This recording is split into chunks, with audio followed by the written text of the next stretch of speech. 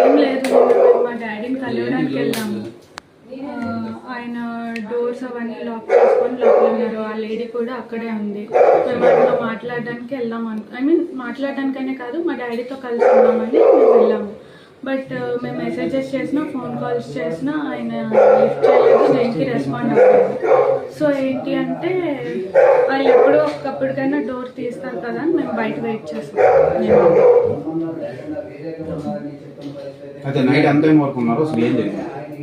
night